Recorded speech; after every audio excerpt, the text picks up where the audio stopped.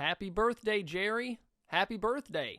47-9. I mean, the game just ended. I contemplated making this video because, I mean, really, what's the point? The Cowboys have a bye coming up. They just got absolutely annihilated at home by the Detroit Lions on Jerry Jones' birthday. So, happy birthday to you, Jerry. I'm glad to see, the team is all in this year. So, that's the gift that you get for lying to every single Cowboys fan. Let's just get into talking about the game.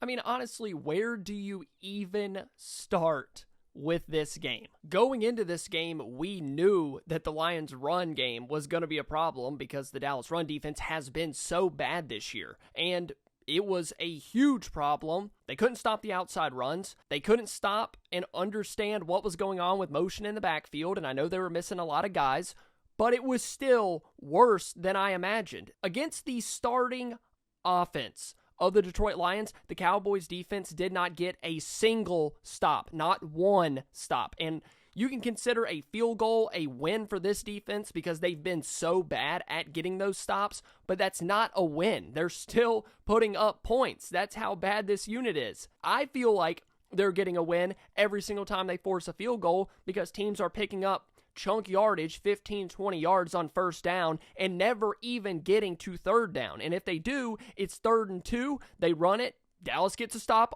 it's 4th and 1, they're not stopping them again on short yardage. So going into this game, we knew the Lions offense was going to be a problem, the Dallas defense was missing key pieces, and it was somehow even worse than I imagined. On the offensive side of the ball, the same problems are still here because the same coach is here. Mike has zero awareness of what it is to run a offense in 2024. There's no motion. It's stagnant on one of the bigger plays of the game before it got out of hand on a 4th and 3. No motion, no play action.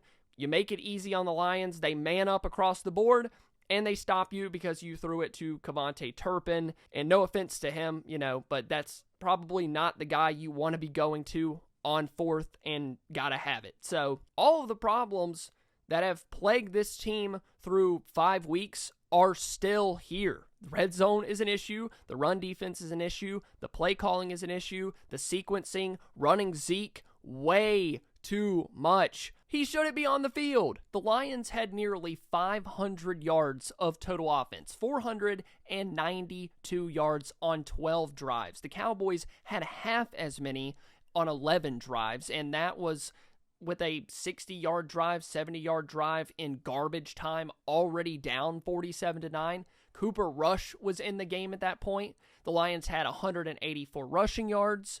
They were 3 of 5 in the red zone. Dallas was 0 and 3 in the red zone. Oh, and the Cowboys somehow managed to have 5 turnovers. What do you even say at this point? Jared Goff was like 18 of 25. He had 315 yards, 3 touchdowns. The Lions did whatever they wanted to on offense, whenever they wanted to. They wanted to get the ball to their offensive lineman or their tackle to get a touchdown so bad. They tried it over and over and over and were really close to pulling it off like 2 or 3 times.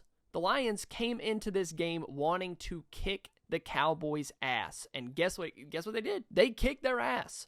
It was awful. The entire game was just terrible. And usually I try to put together a well thought out, well constructed video. That way I can hit all the points that I wanted to talk about. But for this game, there's only bad things to talk about, right?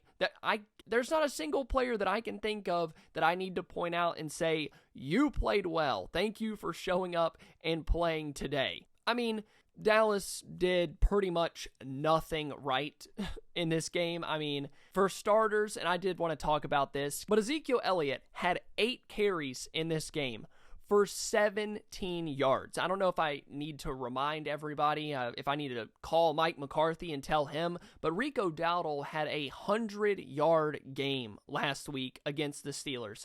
Rico had 5 carries in this game for 25 yards. That is 5 yards per carry. Zeke had 8 carries for 17 yards. I get that he came into the office bitching and moaning to the coaching staff about his role with this team and whatnot. I don't care.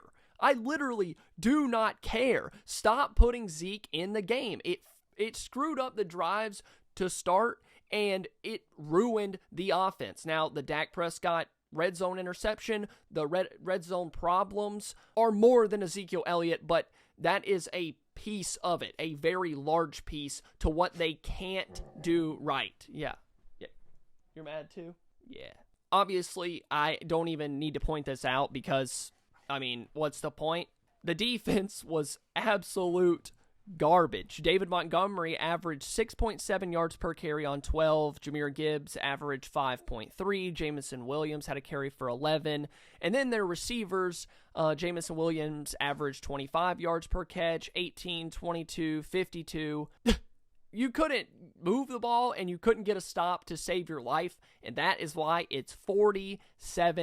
I don't really know what to say because it was all bad. I mean, I could just sit here and point out all 53 players and tell you what they did wrong. But I am going to say this. Mike McCarthy and Mike Zimmer, they got to go. That's it. I'm out. I'm usually the one that says, we'll go into the bye week. We're going to regroup. We're going to figure this thing out, learn how to score points in the red zone, be positive. But no, Mike McCarthy and Mike Zimmer got to go. That's it. You've played 3 good offenses. You've gotten your ass kicked by all 3.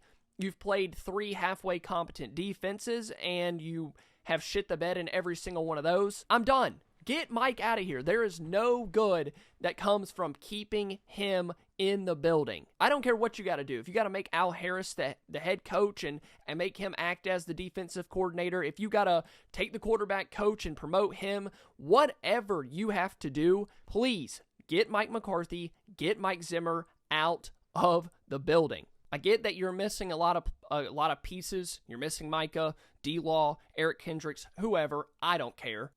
You haven't been good with them in the game. You definitely weren't good without them. What does it matter at this point? I'm not completely throwing the season away, but I might be getting to that point if we keep having these weeks with Mike McCarthy, with Mike Zimmer, just getting out-coached to the very end. It's absurd. That was the worst loss for the Cowboys ever at AT&T Stadium, 47-9. That is completely rock bottom. And overall, it ties for the 5th worst in franchise history. So there's not much else you can say. We're going to watch the film. We're going to talk about it throughout the week, figure out what Dallas needs to do. Maybe we'll get some news about a coaching change because something's got to be done. You can't cut all 53 guys and start over. You can't have a fire sale and trade every single player that you have. So that means somebody's got to go. Coach has got to go. It feels like this team is very, very close to quitting on this coaching staff because they just can't stay in games. They've gotten their ass kicked over and over and over, and at this point, I don't even know. It's infuriating and heartbreaking. So that's all I got for you guys tonight. No long drawn out video. I don't see the point. We'll discuss more about it later this week. We'll kind of watch the film, figure out who kind of played well, who played okay, and then what changes need to be made, what steps need to be made to not get blown out 47-9 by a competent team. Injuries or not, we got to figure this shit out. So thank you guys so much for watching. If you enjoyed, please be sure to leave a like and subscribe to the channel. Keep watching the Double Move channel. It would be much appreciated, even if you are mad at the Cowboys. So I love you all, and I'll see you next time.